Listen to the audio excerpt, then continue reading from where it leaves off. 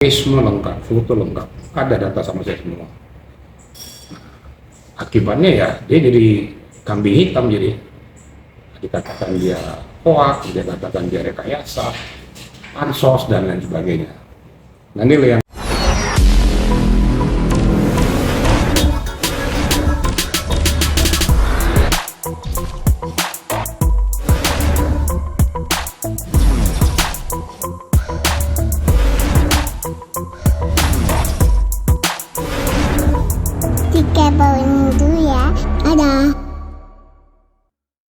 somasi kedua. Oh kedua, soalnya kemarin itu kemarin katanya bilang mau somasi ada ketiga. somasi lagi. Somasi kedua. Jadi Oke. ini aja saya masuk aja ya ke pointernya. Jadi begini, dari komplain saya pertama kan saya sudah sampaikan bahwa saya tidak menginginkan itu masuk ke jalur hukum. Saya masih melakukan mediasi kedua belah pihak biar bisa kembali bersatu ya. Masalahnya kan mereka satu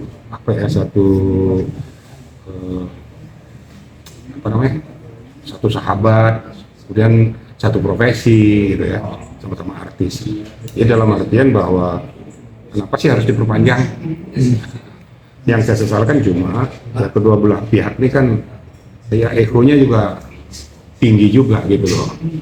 Ini jadi masalahnya di situ. Jadi saya minta supaya kedua belah pihak itu betul-betul bisa bersinergi lah gitu.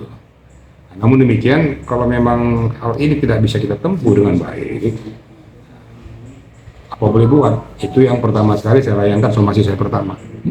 Jadi kalau ada yang mengatakan somasi itu belum nyampe, sudah nyampe, ada nanti buktinya nanti. Sudah nyampe diterima yang bersangkutan, di rumahnya ada paraf juga yang terima. Kurun waktu 3x24 jam, ternyata tidak ada tanda-tanda ya. Bukan malah berbaik, tapi malah semakin meruncing, justru keluar dari substansi gitu loh. Substansi permasalahan keluar. Tentu saya garis bawahi dulu, kenapa saya mau mengambil langkah ini, karena perlu diketahui juga bahwa yang dikatakan pansos dan lain sebagainya itu bohong, nggak benar. Karena memang dia datang ke Bali itu memang dia live streaming, bukan tugas khusus. Nah, memang salahnya si Indazar ini kenapa mau ngikutin maunya si Dewi Persik ini gitu loh. Padahal chat, WA, voice semua lengkap, foto lengkap, ada data sama saya semua. Akibatnya ya dia jadi kambing hitam, jadi dikatakan dia hoax, dia katakan dia rekayasa, pansos dan lain sebagainya. Nah ini yang perlu saya sampaikan kepada rekan-rekan. Saya layangkanlah somasi pertama, ternyata lewat waktunya dah. Sudah saya layangkan kemarin somasi yang kedua dengan bentuk posisi yang sama. Kalau tandanya dalam posisi yang sama juga tidak membuahkan hasil yang baik, saya terpaksa melakukan laporan polisi pengaduan.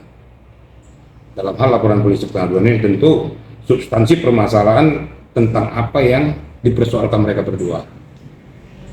Itu saya laporkan tuh di Barreskrim. Kenapa? Karena lokus deliktinya ada di Bali. Itu kira-kira yang dapat sampaikan. Apabila hal pertama, kedua tidak bisa kita selesaikan secara tuntas, saya lakukan hal yang ketiga, yaitu melalui jalur hukum. Berarti untuk somasi kedua ini diberikan waktu berapa lama, Pak? 3x24 jam juga. Sama seperti, oke. 3x24 jam, kalau memang tidak terpenuhi ya, apa boleh buat? Saya ambil langkah-langkah hukum tersebut. Berarti tidak ada somasi ketiga bang? Berarti langsung dari somasi kedua langsung ambil langkah hukum. Kira-kira untuk yang dilaporkan itu apa tuh bang? Ya, tentu yang menyangkut pencemaran nama baik, menyangkut undang-undang ITE, tapi penerapan pasalnya nanti kita serahkan kepada penyidik. Kita kan nggak bisa mengarahkan supaya penyidik melakukan penerapan pasal ini. Nanti kan penyidik akan menganalisa, menilai, mencermati apa sih pokok permasalahan yang disampaikan. Nah, baru nanti dia menerapkan pasal berapa yang harus dikenakan kepada yang bersangkutan. Nah, tentunya kita berharap bahwa apabila sudah dilakukan LP ini, ya akan dilakukan klarifikasi.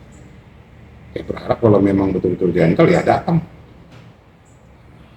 Tapi sebelum mengarah ke sana, saya berharap kuasa hukum yang bersangkutan itu untuk melakukan hal yang sama terhadap saya. Itu mengademkan kedua belah pihak. Jadi nggak usahlah saling saling memenangkan diri sendiri. Nah, kalau kita mau mengambil data dan fakta, saya juga nggak bodoh, saya pasti punya semuanya. Maka saya mau berarti ngambil langkah-langkah ini. Kalau saya nggak punya data dan fakta, saya juga nggak mau. Saya cuma mau membela yang benar tadi. Terus waktu itu Kak Indah juga sempat ada pernyataan seperti dari Dewi Persik ini kan bilang kalau dia itu sedang ada hubungan dengan salah satu oknum polisi, Bang. Jadi mungkin dengan dia adanya hubungan itu jadi dia tuh kayak menganggap ini kayak menyampingkan gitu lah, apa dia ngerasa punya backingan gitu. Saya nggak mau masuk ke substansi itu ya. Okay. Karena saya juga adalah perwira Polri. Karena kalau saya masuk ke substansi itu berarti saya sama menohok kepada pokok permasalahan. Okay. Ini kan tidak tidak dalam substansi, ini di luar substansi. Ini yang saya katakan tadi melebar kemana-mana. Yang harusnya tidak perlu dibahas. Nah, itu karena saking dongkolnya, mungkin saking keselnya keluar dari dari rel. Jalur. Nah, dari jalur. Akibatnya kan orang-orang tertentu kan merasa dirugikan juga, terlepas benar tidaknya masalah itu. Kalau diarahkan ke sana saya nggak mau jawab, karena itu bukan substansi saya dan bukan domain saya. Karena apabila saya menyatakan pernyataan saya, sama dengan saya udah menjustis. Itu kan perlu pembuktian kan, nggak asal ngomong. Yang lebih tahu siapa? Yang lebih tahu mereka berdua. Mereka yang merasakan, mereka yang melihat, mereka yang mengalami. Saya kan belum disampaikan sampai ke sana. Saya nggak berani untuk membahas ini. Oh, dari pihak Kak Indah sendiri emang belum ada penyampaian ke Bang ini? Enggak, belum. Walaupun saya tahu pasti akan saya bilang belum. Gitu.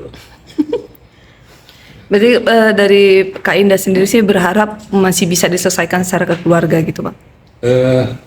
Saya yang berharap. Gitu. Kalau Indah memang sudah patah arang gitu ya. Karena memang kalau kita lihat data faktual bahwa peristiwa itu betul-betul nyata fakta. Karena ada cat, ada voice, ada foto, ada. Kalau saya mau tingkatkan ke laporan polisi pengaduan, saya akan minta penyidik mengambil CCTV untuk membuktikan peristiwa itu ada. Nah, cuma ya saya berharap ya sebagai laki-laki ya jantan aja lah, gentle aja lah.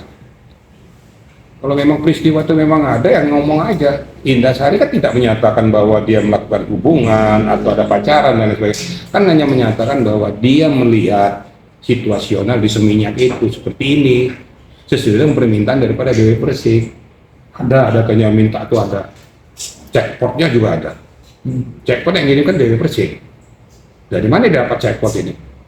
Itu kan dari orang lain. Saya nggak perlu kupas ke sana karena swasta juga punya juga seperti itu. Tapi kalau dikatakan bahwa harus ada video bukti dan fakta, ini kan nggak benar juga. Kalau seandainya tidak berkenan dengan apa laporannya sesuai dengan permintaan, sudahlah abaikan saja. Itu kan kedua belah pihak kan sudah ketemu si laki-laki sama si perempuan. Pas ketemu, ya saya nggak ngerti informasi apa yang disampaikan laki-laki ini sehingga terpojok sih Indah Sari. Padahal yang minta itu sih Dewi Persik. Nah ini yang nggak fair gitu. Kalau menurut saya yang fair itu laki-laki itu harus fair.